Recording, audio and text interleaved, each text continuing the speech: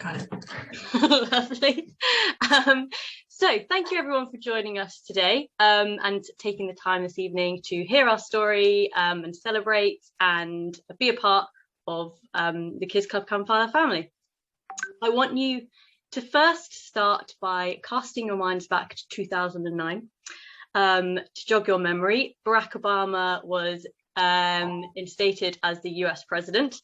Gordon Brown was the Prime Minister, and we've had a fair few since him.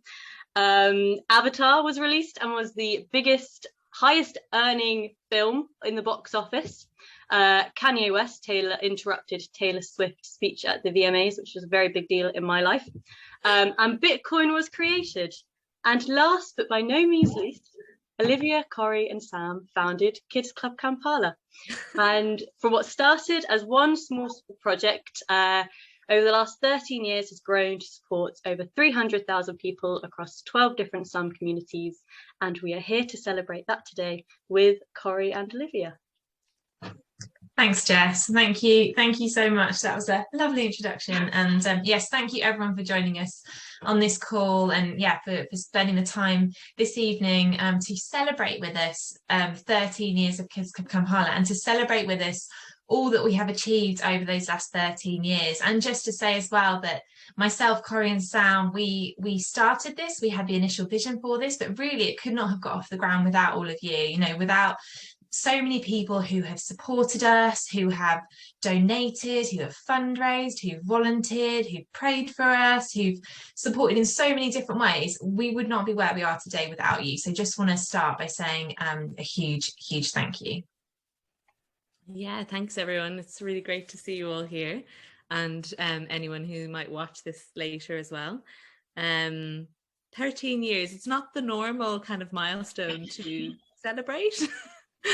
but it just felt like a good time to reminisce for us. And I'm wondering why it was. 13 years feels like, we've gone past the decade, but also it's still in some ways still young as well, because we've got, even listening to Alistair talk earlier about the sustainability, there's still more to do and there's still more to think about. We've learned so much from all of our supporters and all the people who've also volunteered with us, or sort of people who've gone ahead of us and done other projects and spoken to us before about how to go about helping communities who are struggling. And of course, lots of things have changed as well, most recently with COVID, but also in 13 years. Even listening to Jess's introduction, lots of things have changed here, but they've also changed in Uganda. So it'd be nice to look back and see how far we've come.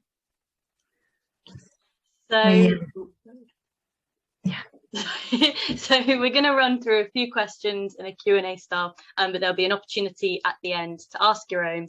And if you want to make any comments in the chat box, please do feel free. And then we'll have a space at the end to ask your questions. So I'm going to start with the first question to Olivia. You and Corrie are both 19 years old when you first visited Kampala.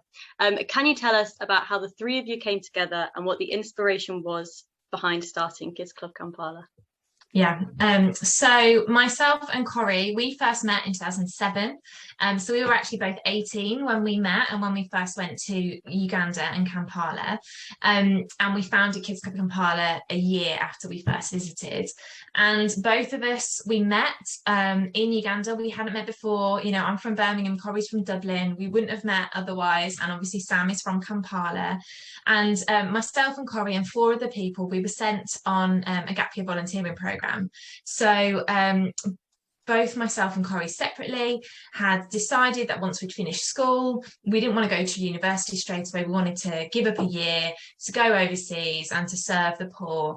And so we went and we did a gap year and we got sent to go to Uganda. Whilst we were in Uganda, we went with a different charity, and the charity that we went with sent us to work in a community and in a school. And there were 6 of us, and we were all just out of school. We were all just 18, and we were sent to a high school.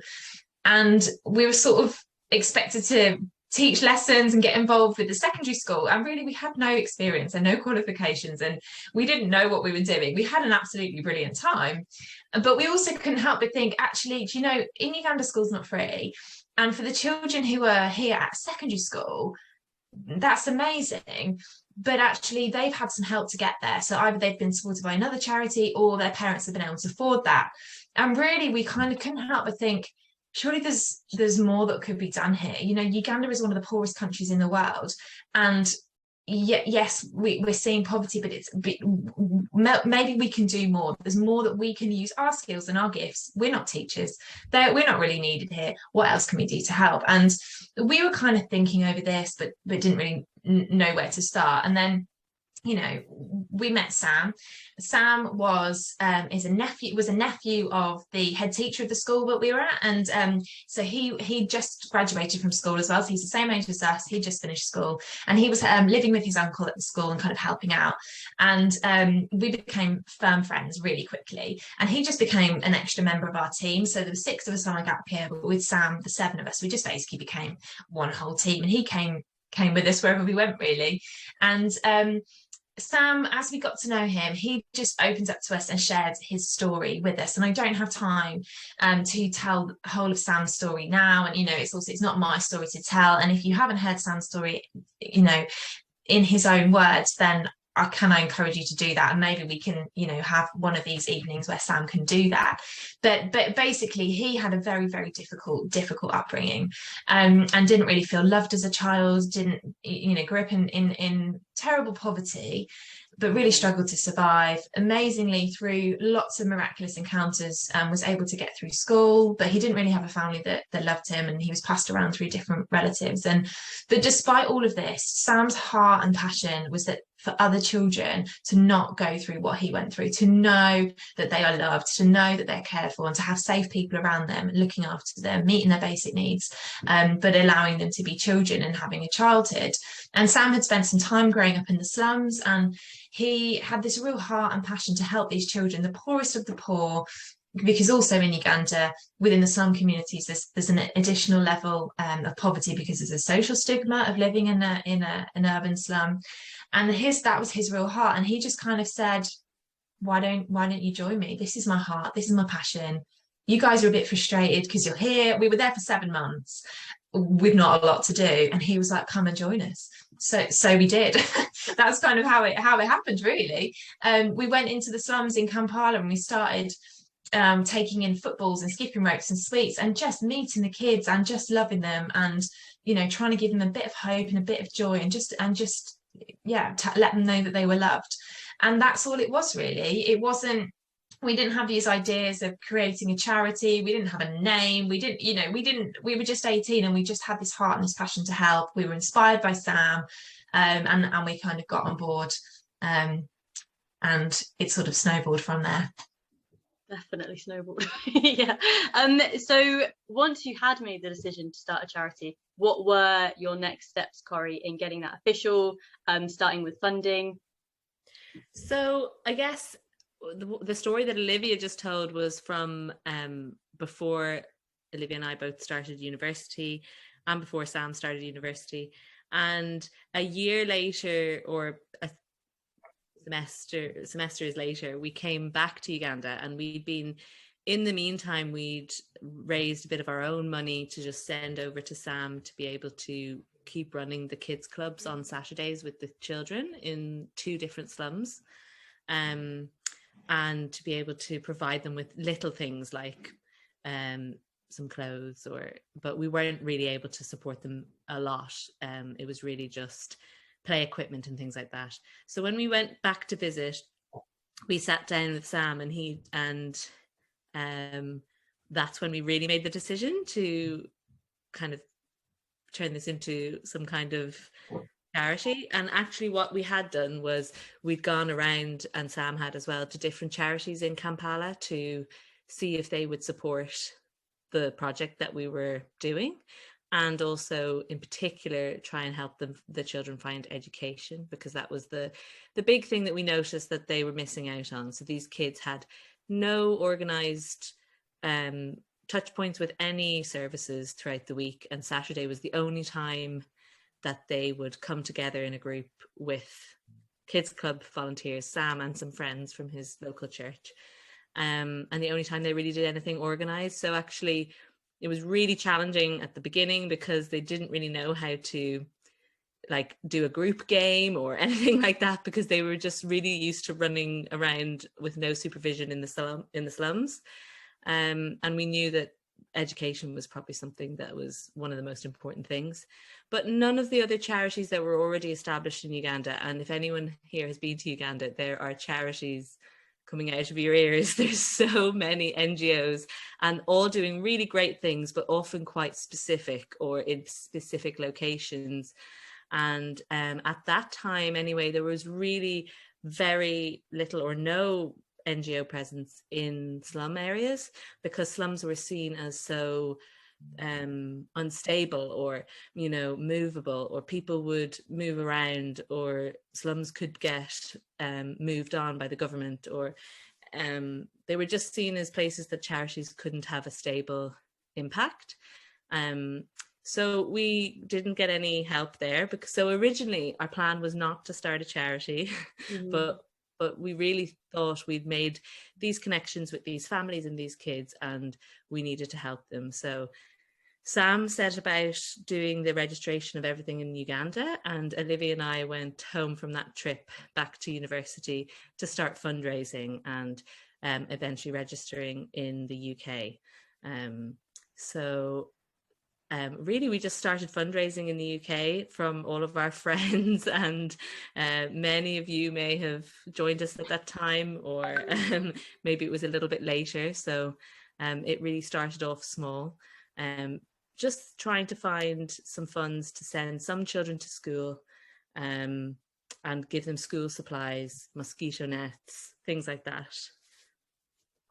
Yeah, we also had to do all the like stuff that we didn't really know how to do, but we just had to figure it out along the way, like setting up a bank account and registering with HMRC and getting insurance policies and doing DBS checks and all these things which you don't realize that you have to know about when running a charity. And it's interesting because when we started, the social media and the internet and things weren't as nowhere near as big as they are now. And quite often I'm part of lots of different charity networks, and I often get people coming to me, for advice and things, and I just think it's so easy to do it now. I think there's so many things that we just had to sort of figure it out on our own. And and as Corrie said, I think the first thing we did, we just emailed everybody we knew. And again, GDPR wasn't a thing then, I don't know, we just emailed everybody we knew and said, these children need your help, and amazingly people caught the vision and got on board. And as I said, it just sort of snowballed from there, in the UK anyway. And then in Uganda it just exploded. We so many people started approaching us and saying, I've heard about what you're doing, I live in this slum community, or I'm a local leader in this slum, or I go to a church in this slum. Can you come and do this here? There's kids here that need help. There's kids here that can't go to school. There's kids here that are desperate for a kids club activity. And we didn't have hardly any money, and we just said, okay, will you volunteer to run this kids club? And they said yes. And at one point we were working in about 20 different slums with hundreds of volunteers running these activities. And it just really exploded, but that it was really done on a shoestring. And just, people just got involved and wanted to join in and help what we were doing. I think that was one of the unique things that we heard from after we started to get to know some other organizations in Kampala and network with other people to be able to support each other.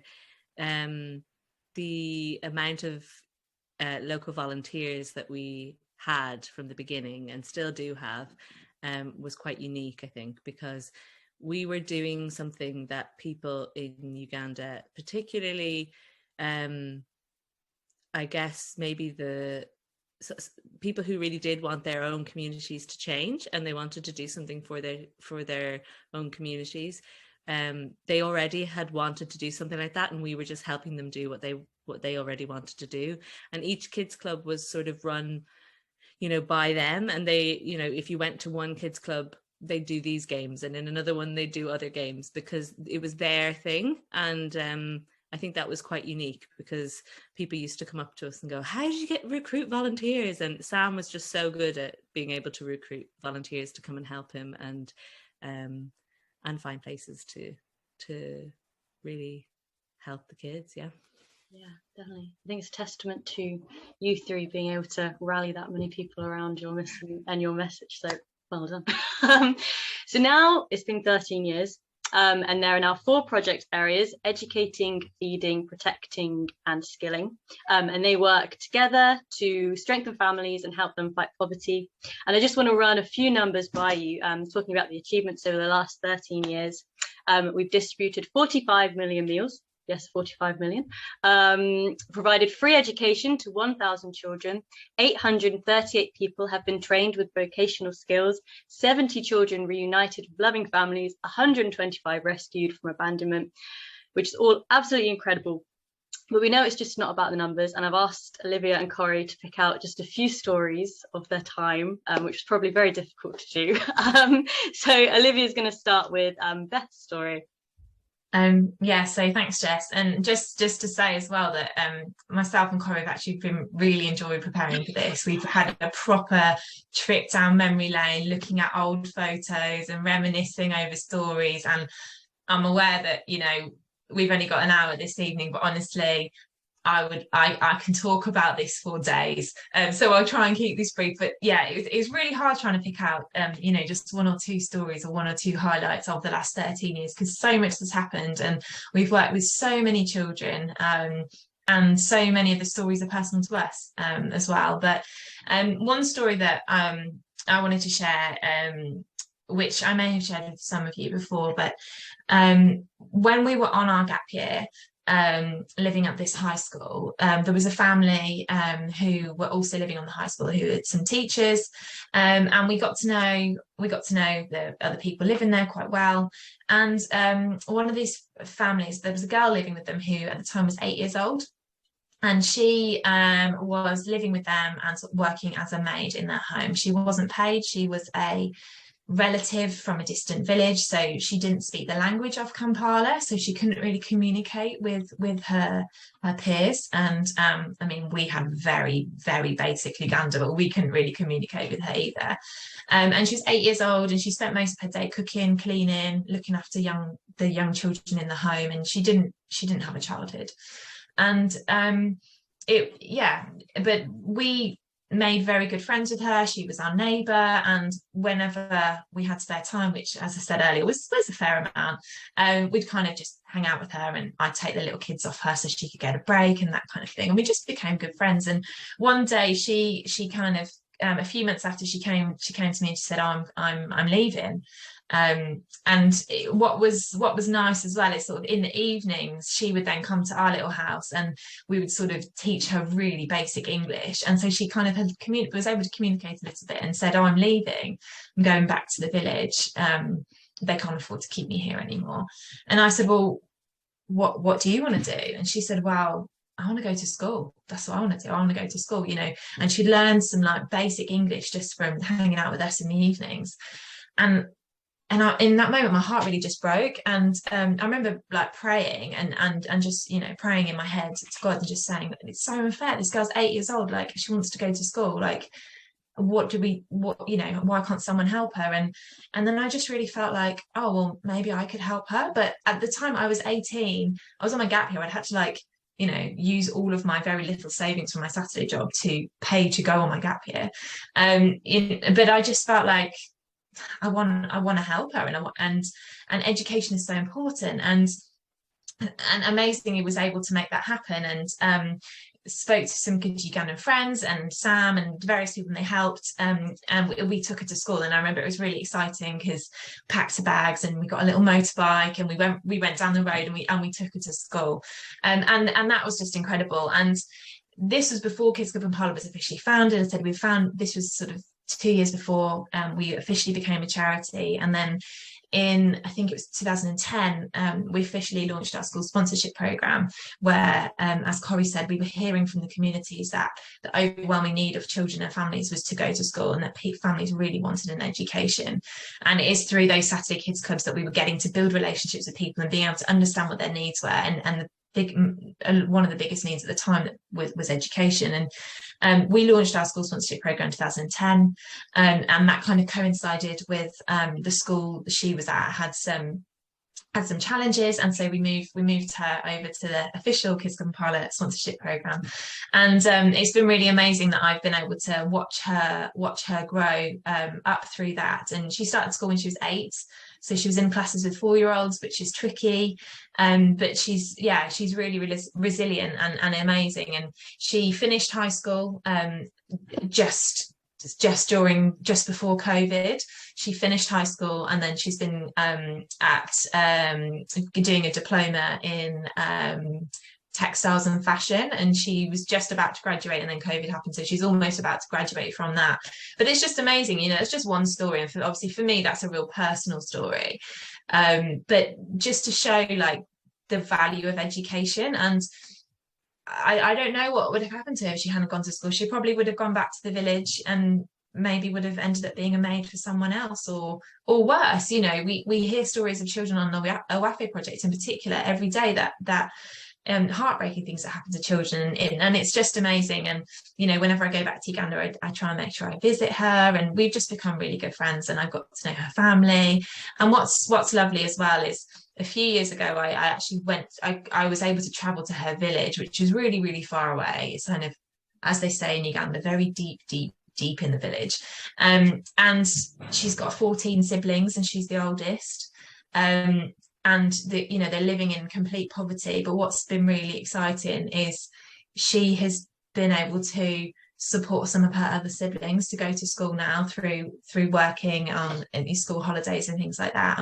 And when she graduates, that's her motivation to get herself through school, is that to help her family. And so it's helping one person can then transform a whole family or even whole villages. So that's just personal story for me, but I think that's one of my highlights when I look back over the last 13 years, seeing a child all the way through. I think we have a photo, maybe. Yes, we do. So this was right at the beginning. This is what, as you see, this is me looking very, very fresh faced. This is when we first settled her into school, and then this picture here is when she graduated from secondary school not too long ago. So it's just been amazing seeing that transformation in her life. Yeah, definitely. So how old was she when she started with you, sorry? She was 8 when she started school. Nice. Yeah. Amazing. Yeah. And now, Corrie, would you like to introduce us? Yeah. So like Olivia, there's so many stories that come up in my mind of different children and different people that I've got to know over the years. But the first thought in my mind was of a little girl called Immaculate, and I think you can still see the photo of her there. She's not a little girl anymore. I think she's now 25. But when I first met her, and she came onto our sponsorship program, she was a carer for her ill mother. So her mother had AIDS, and she had an older sibling who was working outside the house, but she was really looking after her mother the whole time. And I guess the reason this story comes up for me about Immaculate was just about how education is something that can give you a great job in the future, or economic benefit, but it's also something that can keep you safe, and especially for children who have so many challenges and very little other family around. And that can happen in Kampala quite a lot, because a lot of people are a bit disconnected from their extended families. So their extended families, like Olivia was talking about, might be very far in a village, and there's not been any opportunity in those villages. So at some point, people have moved to the slums, or they've moved away from some danger, or from other countries as well. So a lot of the people that we work with are quite unsupported by extended family, which would be the traditional way of keeping children safe in Uganda. So that's why the slums have so many people who are really on their last legs of a place to turn. And that's what Kids Club really became and has become for so many people. And Immaculate was going to school in a day school very close to her house so that she could also look after her mum, and we were able to help. And the Kids Club volunteers were nearby, so they were able to help with getting food for the house and helping as well with keeping her mum at the best health that she could. And I remember that when I was there, Immaculate was in her final year of primary school, and I was over in Uganda for a number of weeks or months at the time. And she came to the office and told us that her mother had passed away. And she came straight to Kids Club. That's where she went. And she went to our social workers and to the people that she knew at our offices. And we immediately helped with the funeral arrangements and helping some of her relatives who weren't able to make it from the village to get up from the village because of transport. And we all knew that her mum wasn't going to be around forever, but she was able to keep with her. She was able to move in with her older sibling and be able to then go on to finish primary school. She had to repeat her final year because that year was so challenging for her, but she was able to complete primary school and go to secondary school in the boarding section. And now she is 25 and she's renting her own place and she has a job, and she's just an example of someone who's so resilient, and all we did really was just keep her safe by being that support for her. But I love that story because it's not just about the sponsorship program, it's about our volunteers helping her out. It's about Kids Club being a family for her, really. And that's why I always remember her. Yeah. That's a great story. Just to see how much Kids Club are part of the community from early on is amazing. And if you want to quickly talk us through this. Yeah. So I guess again, just thinking about stories, this is one story that really sticks in my mind. So this was 2013. So Kids Club Kampala have been running for a number of years. We've been running our Saturday Kids Clubs. We've been running our education programs, our school sponsorship programs. We were doing quite a lot, but we were still fairly small.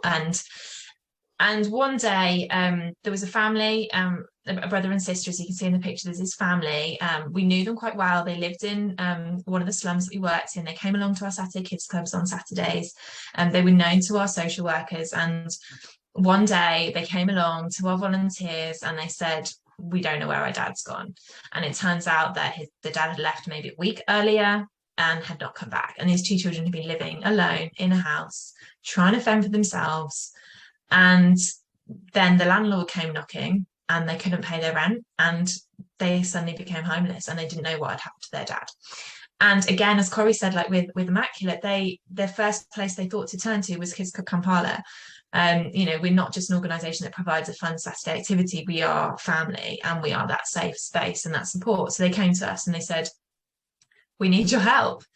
And I remember Sam telling me about this. I remember we had a meeting about it. We had a Skype meeting. This was before the days of Zoom. And I remember just saying, "Well, that's not what we do. We do Saturday Kids Clubs. We do education. We don't help children that don't have anywhere to live. We don't help children that don't have families. We can't afford that. That's not what we do. We'll have to find someone else to help them." And I think at the time I had a lot of people in my ear about sustainability and just do one thing and do it well and don't overstretch yourself. So anyway, that night I woke up in the middle of the night, and I literally woke up in the middle of the night sobbing, and I was just like, what are we doing? And I really felt, why are we here? Why is Kids Club Kampala here? Why do we exist if we're not going to help these children who are turning to us for help? And so the next day I rang Sam back and I was like, what are we doing? And he was like, well, actually, we'd already decided that anyway. even though you'd said no, we'd already decided we were going to do something to help. And what we did was we some volunteers in the community, they took these children in, and then we started thinking about, okay, what are we going to do longer term? And this was basically how the Awafe project idea was born. And it's a very long story, but basically we started doing some fundraising. We had some great friends and some influential people. We started doing some fundraising, and very, very quickly we actually managed to raise quite a lot of money and to start building our Awafe home for abandoned children. So whilst we were doing this fundraising and construction, these 2 children were living with volunteers. And as you can see, this is the construction that happened 2013, and at the bottom you can see that's the home completed in 2014, and that's when the first children moved in. And the little boy that you just saw in that picture, he was one of the first children to move into the home. And it's just, I think, this is pictures of some of the fundraisings. This is our patron, Michael Kiwanuka, and he helped organise 2 gigs specifically raising money for the building project. One of these was Sam's very first trip to the UK. He came over to be part of one of these fundraising events, and it was just, again, like reminiscing over memories. Like, that was such a great time of sort of fundraising and having Sam in the UK and doing these gigs, but also, you know, with that purpose of being able to help these vulnerable children. And as a lot of you know, the Awafe project now, we have grown and grown and grown, and we have supported hundreds of children through this project. And what's really nice as well is, so the little boy, when in the picture, we still know him very well. When he came to us, we said, well, we want to help you find your family. What's your name? He said, my name's Junior. We said, well, yeah, but what's your actual name? Like, what's your last name? And he didn't know. So what's your dad's name? They didn't know. And it's very, very hard to trace the children's relatives when you don't know their names, when they don't know what their parents' names are, when they don't know what village they come from. It is very, very hard. And actually, he was one of the longest staying residents at our Awafe home. Actually, he was one of the first children to enter the home, but he was actually one of the longest staying residents. And because it was just so hard to find any trace of family and of relatives for them. And but amazingly, our social workers are absolutely fantastic. And I think it was 2 years ago now, he got resettled. We found some relatives outside of Kampala. He's got resettled with them. He's got a family. Whilst he was staying at the Awafe home, he became part of the school sponsorship programme, just because, you know, for those children that are harder to place, we support their education and help them in that way as well. But he's now living with family. And it's just amazing, really, to think. And I think that's also what's kind of encouraging as well, is actually this organisation is so much bigger than like me or Corrie. You know, sometimes we can think, oh, we've got this good idea, or, you know, we know best. And actually, I think we just, you know, who knows where it's going to go and what direction we're going to take. And I think we are doing a lot, but that need is really there. And particularly with the Awafe project, there are not very many, if any, services like ours in Uganda.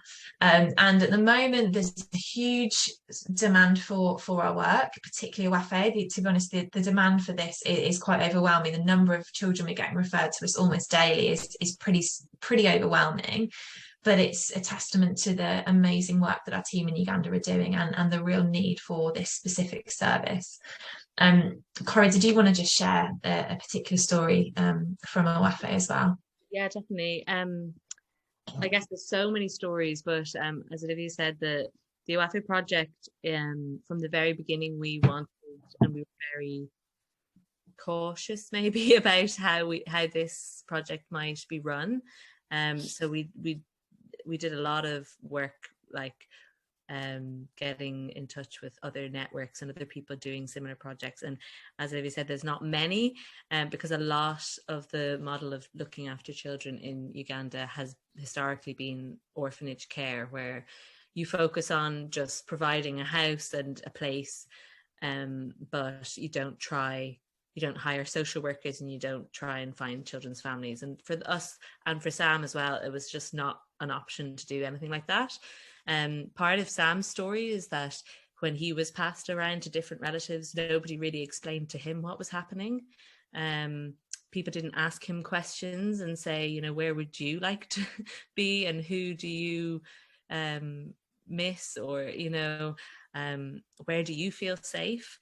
And no one really told him what was happening, and he didn't know where his mum was at certain times.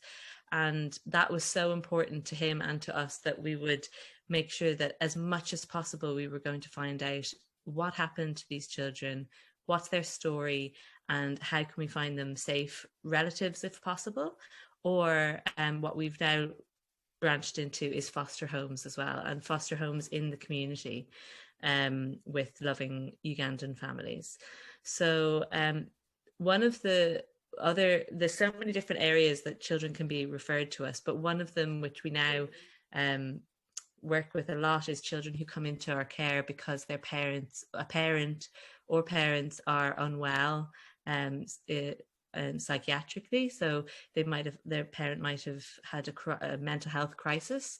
And in Uganda, there's one psychiatric hospital in Kampala, and they don't have any provision for children to stay with their parents, or for children to go anywhere while their parents or their parent might be having treatment.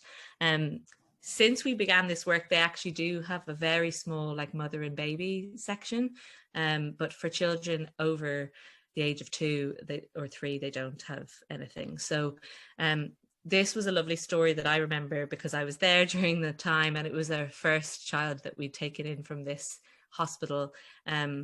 This little boy was on the streets with his mum after a broken down relationship, I think, and the mother became unwell and confused, and she didn't know or wasn't able to say to the doctors when she was admitted where her extended family was.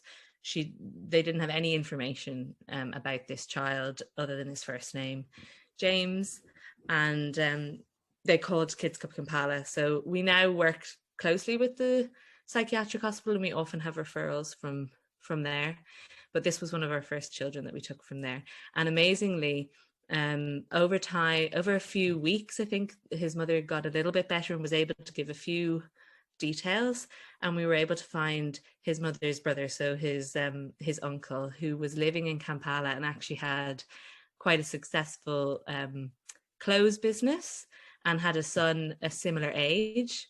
So his cousin was a similar age, and this was the moment that his uncle he just found out that his nephew was safe and where he was, and he came to pick him up a couple of days later, and was able to take him in and raise him with his cousin and send him to school entirely by himself. So this was such a lovely moment and such a lovely story, but there's many, many more. So if we look at Owafe now, it's transformed a lot over the past 10 years or so, and this is a recent renovation that we had. Do you want to talk a little bit about how we dealt with the influx of vulnerable children most recently during COVID, Olivia, and how the demand was there for us to expand the project? Yeah, I'll try and keep this brief because I'm aware of time. There's just so much to share. So basically, since COVID has hit Uganda, 2 years ago, there has just been this huge crisis. It's partly COVID and also partly now the food crisis, cost of living crisis. But we used to get, I think we used to get, I don't know, 2 to 5 children referred to us a quarter. We're now getting sort of 15 to 20 children referred to us every quarter. And we simply didn't have enough space and we didn't have enough beds. But the authorities, the government in Uganda was saying to us, well, we don't have anywhere else to take them. You need to take them. And in a way, it's a compliment that the government of Uganda and, the Ugandan services recognise our work as an example of best practice and that, providing a good standard of care. But we were like, well, we don't have the space and we need to make it safe. And amazingly, we through some very generous donors and some fundraising and some grant funding, we were able to expand the home. So we've now got 3 blocks. So we were able to put in extra dormitories, a dining room. We got a sick bay, so we've now got a sick bay and a quarantine bay, and we now have a nurse on site with any children, you know, have any sicknesses, and we've just got more space. We also were able to get some more land, so we've got like a farming area now, so we're trying to make the home sustainable by growing crops. But yeah, we were able to expand that to meet the increasing need. But sadly, the need is ever more increasing, and actually, you know, the aim isn't just to grow the buildings more and more and more. The aim is for these children to be in safe families, which is why, as Corrie said, we launched our foster care programme at the beginning of this year, which is really exciting, and it's just starting to take off. Great. So to give everyone a bit of context for anyone who hasn't been to Uganda, I know a few of you has, but these were the areas that you were working in when you first arrived in Uganda. And we can go now to some throwback. These are the embarrassing photos section, isn't it? Yes, it is. So we've got Corrie and Sam, and I believe that's your first office. Yeah, what you can't see there is that it's literally the size of a shoebox. So like with the person standing with the camera is like I think they're standing outside the door. Oh wow, nice. And is this your first sign for Kids Club Kampala? Yeah. That's great. That must have been such a great moment to have that happen. I can't believe it. And then here is the first employee contract signing in 2015. Yeah. Congratulations. In Uganda, we had staff for a little while, but in the UK, yeah, this was our first. I think we started working a day a week. So is this after you graduated? Yes, this was 2015. But yeah, as Corrie said, it wasn't a full-time contract, but it still felt like a momentous occasion that it's like, you know, first UK employment, because I said we founded Kids Kampala in 2009. We didn't actually become employed until 2015. So for all that time, those 6 years in between, you know, we were volunteers. So it felt like quite a momentous occasion to do that. Yeah, definitely. And you were awarded with the Global Champions Award and got to go to 10 Downing Street. That must have been quite an incredible moment for you to be recognized. Yeah, this is really exciting, and it's funny because we were reminiscing about highlights. I'd actually completely forgotten about this until we started going down memory lane. This was 2013. Myself and Corrie, we were honoured to not only be nominated but to win Cosmopolitan Magazine Women of the Year Awards, Global Champion Award. And yeah, it was a very swanky event, and you know, getting the award, mingling with all the celebs and the other winners, and then also getting to go to 10 Downing Street as well. It was a real honour, and spreading the word, I guess. People, yeah. And so we didn't meet the Prime Minister. We met. It was when David Cameron was Prime Minister, so we met Samantha Cameron, and we had like an afternoon tea, because it was, you know, women. Yeah. You know. Yeah, makes sense. I don't know if anyone else has had one, but they talked all about where Winston Churchill used to sit and all that, didn't they? Oh yeah, I was like fully geeking out. Like we got a proper tour of the whole place. That is very exciting. And here, Corrie, if you want to tell us what this building was. So yeah, we haven't talked a lot about encouraging education, but basically after we started our sponsorship program, we were working with so many, you know, sort of 1,000 children across different slums, and we knew that we weren't going to be able to find sponsors for every one of them to go to like a fee-paying school, which all of the schools are in Uganda. And so we started this project called the Encouraging Education Project, which was just to provide kids who were not in school and had nowhere to go during the day with sort of informal education classes, and it's been a real success. But if you see the pictures on the left, that was our first building, and we remember when it went up and we were so impressed, but looking at it in comparison to today's classroom, I think we had a dirt floor with one of those mats that you roll out that's made of reeds, and the kids were all sitting on the floor. But it provided them somewhere safe to go, and we had teachers from within the community teach them just basic literacy and numeracy. But now it has kind of exploded, and we have 3 different projects in 3 different slums. and it's a lot more developed. So yeah, it's great to see that transformation in front of you. Yeah. And then the project was UK aid matched. Yeah, and then we were awarded with some funding. This was 2018. Yeah, so and in the picture of me there is one of the, I can't remember, one of the secretaries of state, and then the other guy is is Ed, who used to be one of our trustees. And yeah, we got to go to what was UK Aid, which is now FCDO, and we got awarded with some funding, and this just meant we could hugely scale up the program, and it's now very organized. As Corrie said, it operates across 3 communities, but as you can see in the pictures, we've got chairs and tables, but we've got really good quality teachers and resources, and the children are finishing on this program with a good standard of education, which is amazing but it's been really nice for us looking back and seeing those kind of humble beginnings and where this project is today. Yeah, definitely. So I'm just going to flip through these next few slides very quickly, have a little look at the pictures, and then we'll move on to some questions. So these are just a few of our sponsor children who've graduated. Celia here is now a chef, and then we have mechanics, and then Rachel, who I believe was the second ever child sponsor to be sponsored, and has recently graduated as well. And then we also do our skilling projects. I'm a big fan of these products, and if you haven't been to our Etsy store, please do, because you can buy lots of there on there. And then our COVID-19 and cost of living crisis response. If Olivia, you want to talk very, very quickly about this one, and then we'll move on to some questions. Yeah, I'm just aware of time, but yeah, I'm sure lots of people know about this already, but again, we keep thinking that we know what we're doing, and then another crisis hits, and yeah, COVID hit in 2020, and at the time, more people in Kampala's slums passed away from starvation than they did from COVID-19.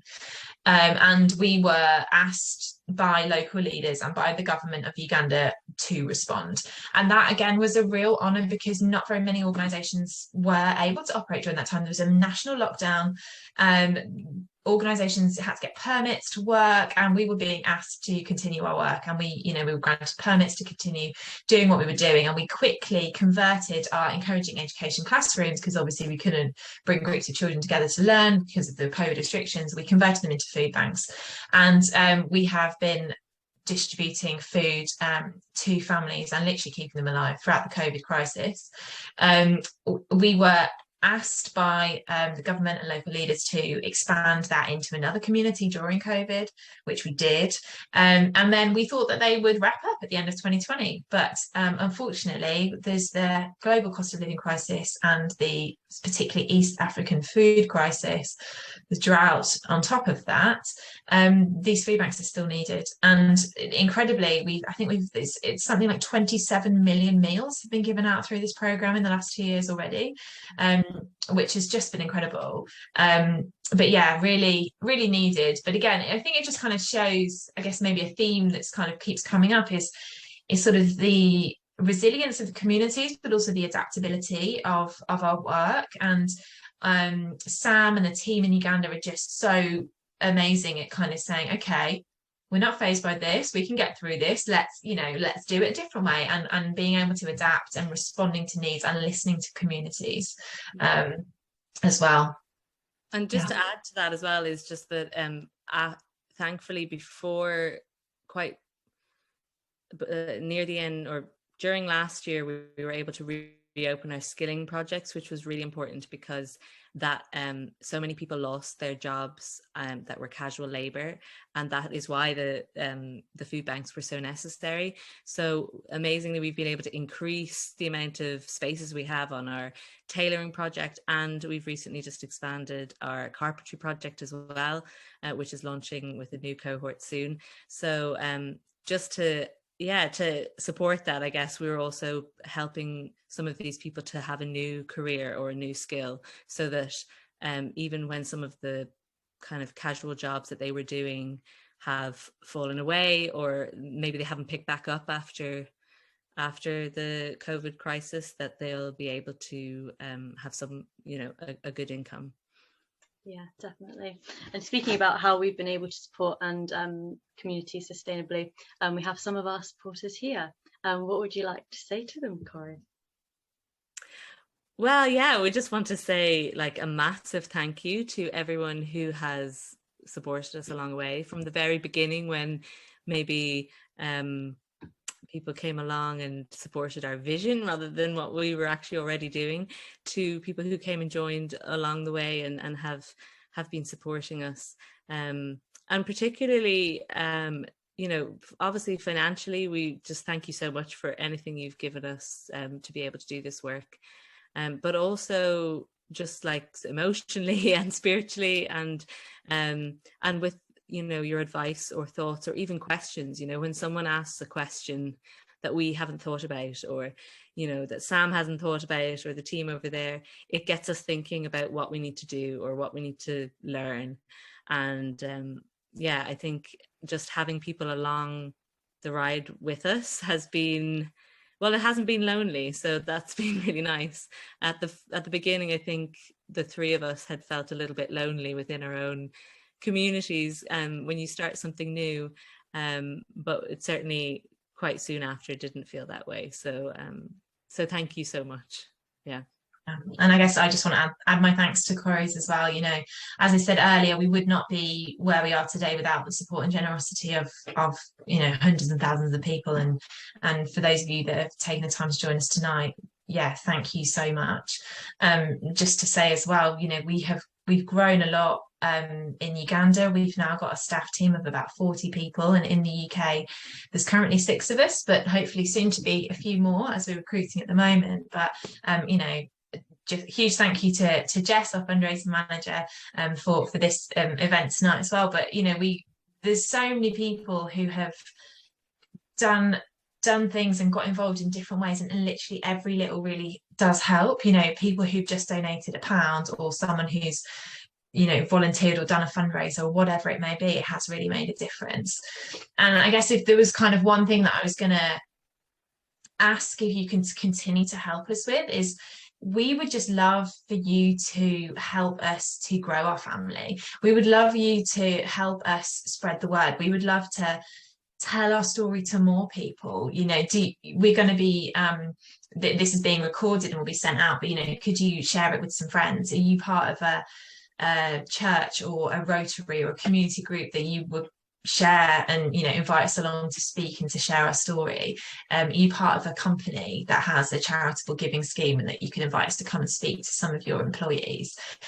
Have you got, you know, friends and family that you could encourage to sign up to our newsletter? If you're not signed up to the newsletter yourself, could you sign up?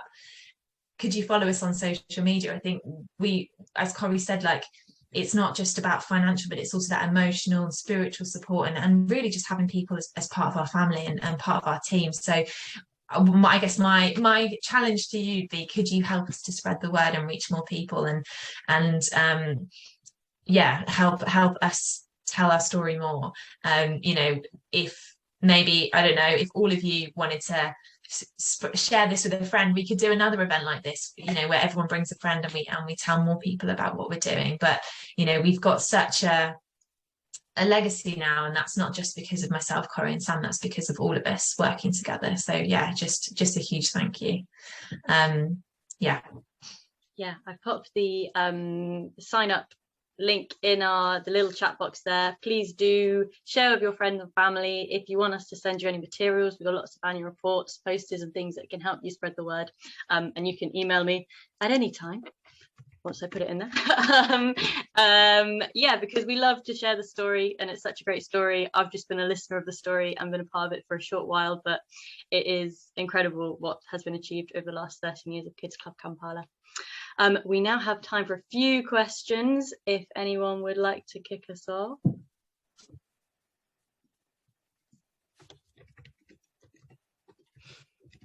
Or maybe you're just taking it all in. Can I ask a question? Yes, please do. I of course have followed the story of Kids Club Kampala since before it began, almost, being the father of one of the founders. You can guess which one, maybe.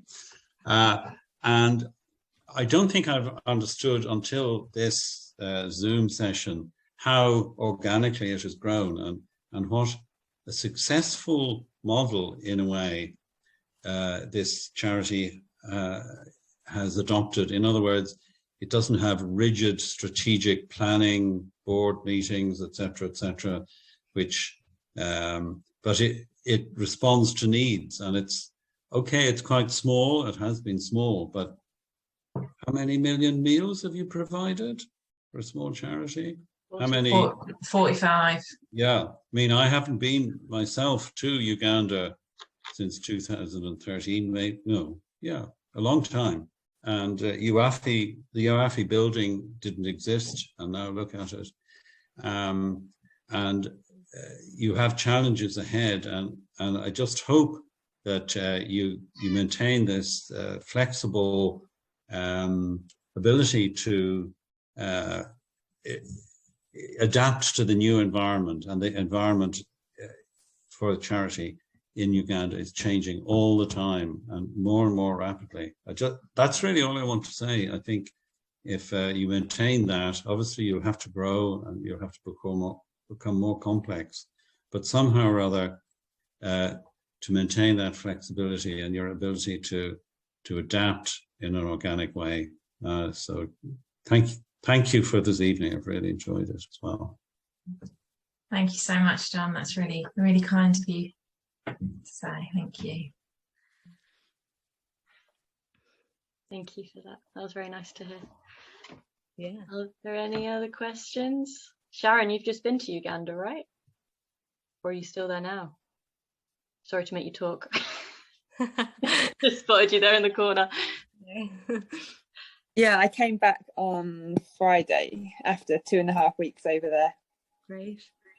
How was it this So time? I was able to spend, I think it was about just 4 days of the trip, just because of different circumstances and stuff. But yeah, 4 days of the trip I was with Kids Club in Naguru and Namawongo.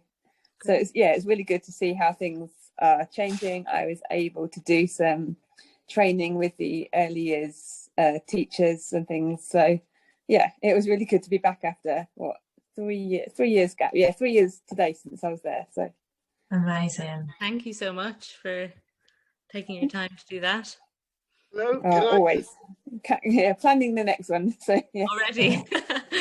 There's people that want to come with me next time. Yeah, so as Great. in from the previous trips.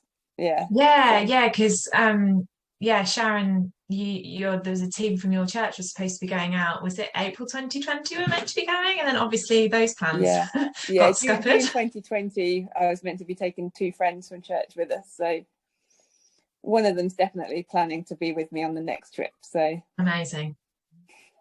Yeah. Amazing. Thanks, Sharon. hello, Yeah.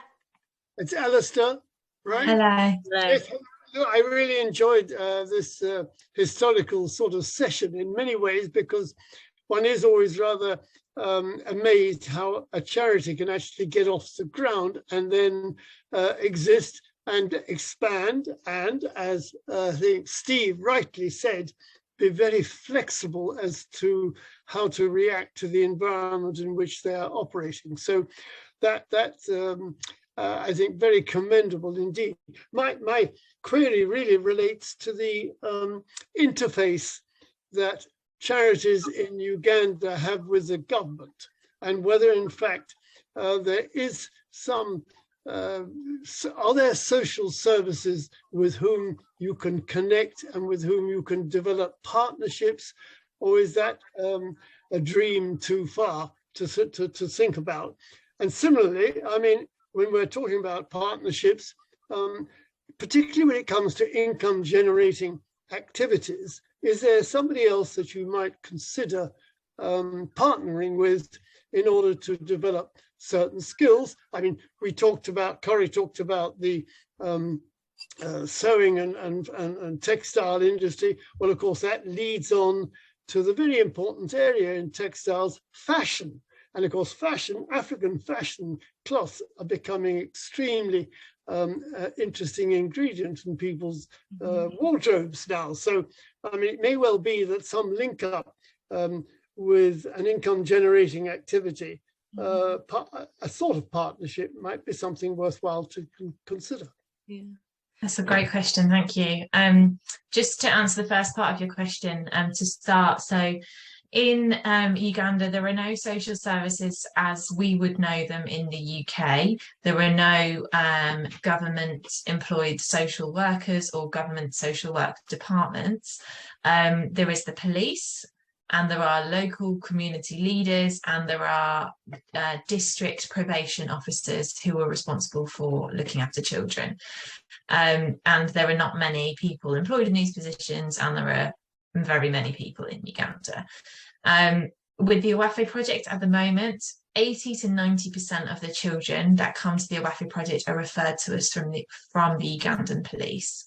They do not have the resources and the skills and expertise to support vulnerable children. The probation officers are part of the police department, and they don't have the resources to be able to help these children. So as I said, about 80 to 90% of the children that we get referred come from there. We're actually in the process of developing an official MOU with the Ugandan police, as we are working so closely together to just kind of outline what our responsibilities are to each other. And we've worked very closely with both local and national government. And you know, amazingly, we've been recognised as like a trusted partner, and they see and value and recognise our work. However, they don't support financially, and you know, they often ask us to sometimes do more than we are able to. But yeah, I guess it's an encouragement that we are seen and trusted by them. But yeah, unfortunately, Uganda, they don't have the kind of resources and systems and, you know, the GDP that we have in the UK, which we actually don't always realise how fortunate we are, I think. And then one thing we're doing at the moment actually is we are exploring more options just for sustainability, looking for funding income generation within Uganda, just because of global economic situation. We are actively kind of pursuing opportunities and sort of seeing our trustees are looking into various things that could potentially work. So yeah, watch this space. We have a small partnership with a coffee company in the US who order our textile bags that they put their coffee in, which are made by some of the women. So we've had a few things like short-term things like that over the years, but yeah, in Uganda, the freedom to do business where your business grows, we haven't been able to find businesses that have that are interested in that kind of thing, but that's not necessarily going to be something that we don't do. There are plans for the carpentry project in the future to potentially think about something like a showroom for the things that the students make, or a workshop that the sort of the graduates can move on to, that would be a commercial enterprise like that. But these are all just kind of ideas or thoughts that haven't happened yet. Thank you very much. Thank you. Are there any other questions? And where we've run over a little bit, but if you're happy to stay and chat if you have any other questions.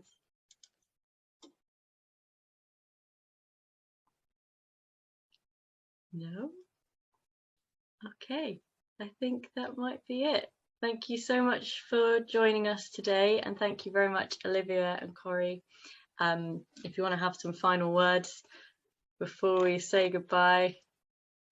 Yeah, I guess I just say thank you again. It's been